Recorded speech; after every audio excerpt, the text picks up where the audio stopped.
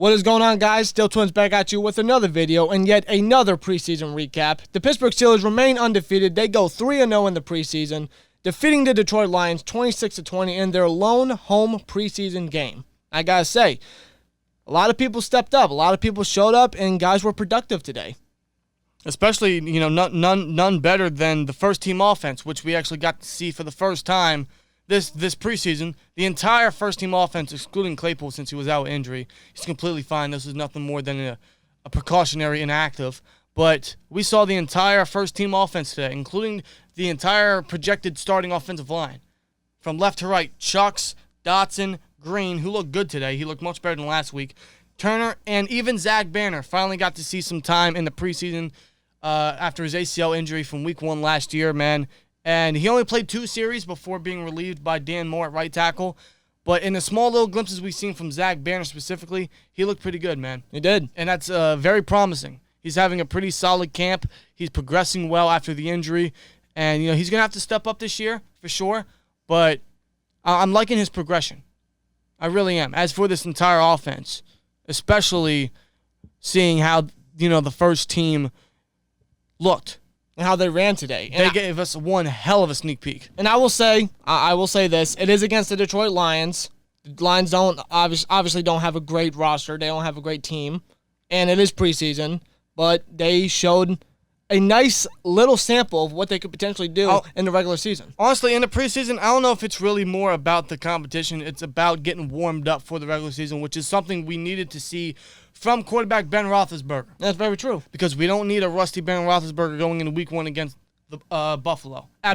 No. Which is why he needed to play this game, and he performed miraculously. A perfect passer rating. He only had 2 incompletions, finished with 137 yards and 2 touchdown passes, which came on 2 straight scoring drives after an initial 3-and-out due to an Ebron drop on a 3rd down. But even during that play, we saw some classic Ben, which throughout the entire game, the 3 series he played, it was classic Ben. Evading pressure, showing his agility, even still at 39 years old. Pump faking the hell out of the camera. And throwing damn good footballs. He did. He even threw those 2 touchdowns to rookie tight end Pat FreierMUUUUUUth. Yes, 2 straight touchdowns for Pat FreierMUUUUUth on 2 straight scoring drives. Great to see FreierMUUUUUUth step up in the red zone, which is something we're all looking forward to for sure.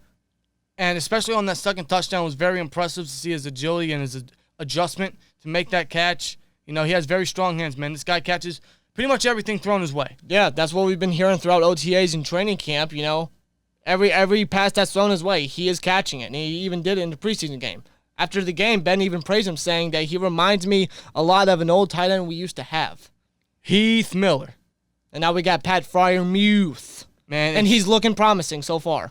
As is this entire first-team offense. I love it. The offensive line looks solid. Najee Harris looked pretty good in the ground game. Got to see some great yardage, especially on what was a play-action pass, play-action dump-off to Najee Harris, who turned a 5-yard catch into a 43-yard gain. Go to show you the type of playmaking ability this guy has. Go show you the type of talent he has and why we select him in the first round. The elusiveness, the yak ability this guy possesses in the receiving game, on that play is fantastic. And that's something we're going to see a lot as this guy is a complete back. And that was just beautiful to see. That's definitely going on the highlight reel. Yeah. That was awesome to finally see Najee Harris make a big play in the preseason, something we had to be a little patient for. And he drove us down the field, which led to, again, a Pat FreierMUUUUUUth touchdown, his second touchdown. So it's great to see not only the first-team offense progress and, score and look pretty damn good. A hell of a sneak peek, I'd say. You couldn't ask anything better from the first-team offense. No, they were pretty productive. But the rookies, again, just continuing to impress. Najee, Pat FreierMUUUUUUth, Kendrick Green looked good. Dan Moore still looking good. Hell, Trey Norwood, we'll get to the defense now, I guess. Trey Norwood looked good on special teams, which is where he's going to make a lot of his time. He is. Same thing with Buddy Johnson. Presley Harvin only had 1 punt today, 50 yards. Still, these rookies are balling out. Isaiah Loudermilk even looked pretty good today. These rookies are really showing off. They're really showing their talent. I'm actually excited for these rookies. They've been playing very well throughout training camp and preseason. They're really showcasing what they can do. Yeah, they have. I'm excited for their young careers with this team. Seriously. Especially our first 3 picks, and Najee, FreierMUUUUUUTH, and Green. In my opinion, 3 future pieces of this offense that are going to be crucial to this team. It's crazy to think, man. See, I'm laughing because I don't understand how Cobra did it, but we selected pretty much 2 first-rounders in this past draft class, and we only had 1 first-round pick.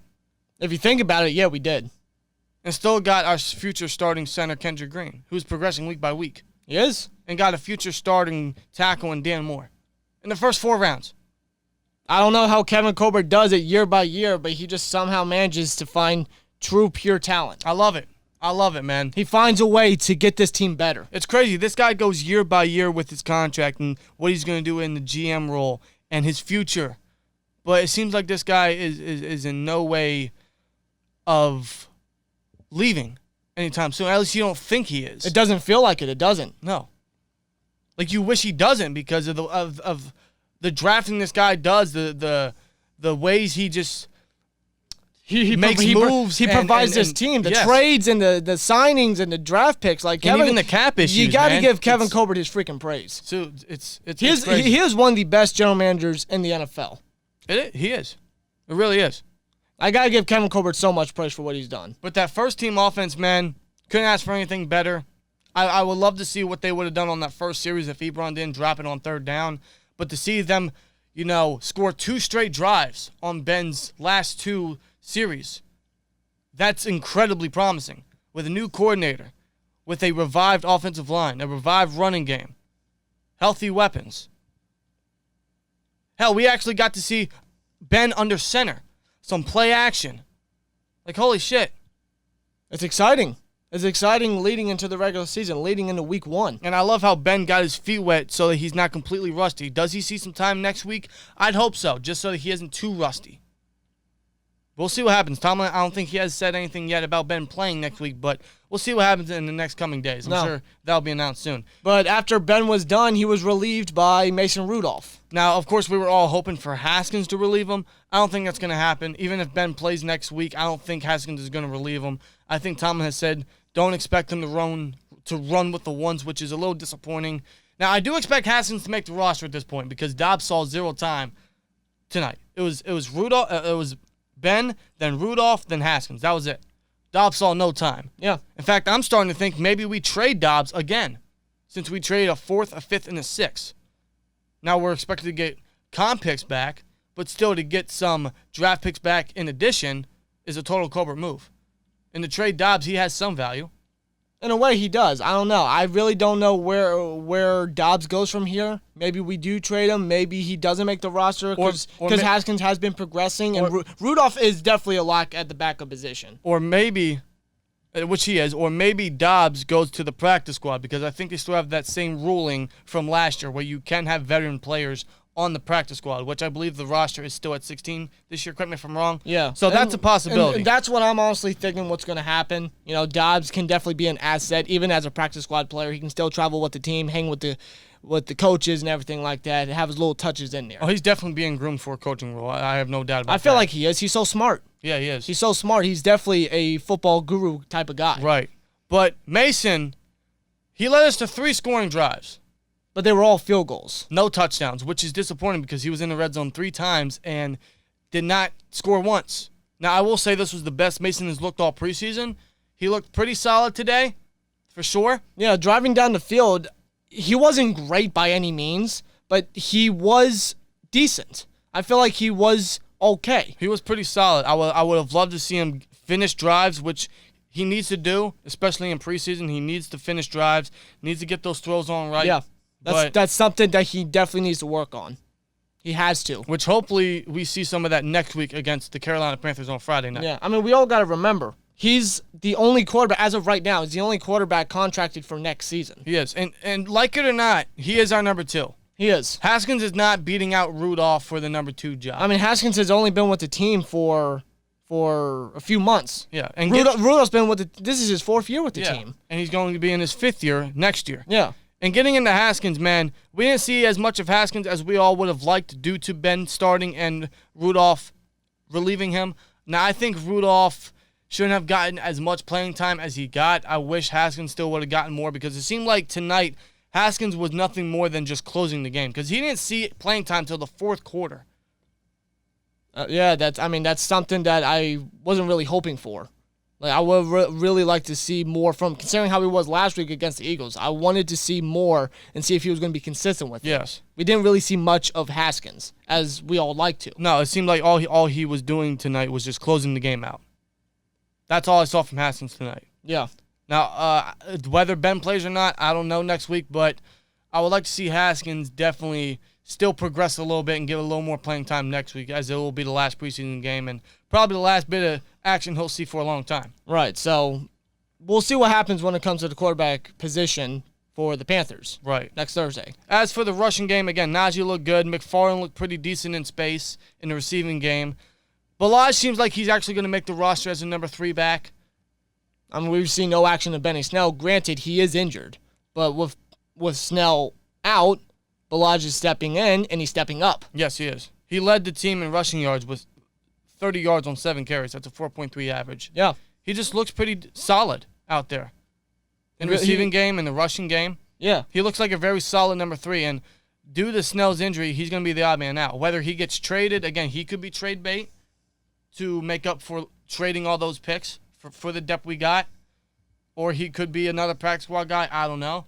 We'll see, but I don't think Snell is going to make the roster at this point. Unless they it doesn't seem that way right now. Unless they keep 4 running backs, but I don't see them doing that this year. There's literally no need.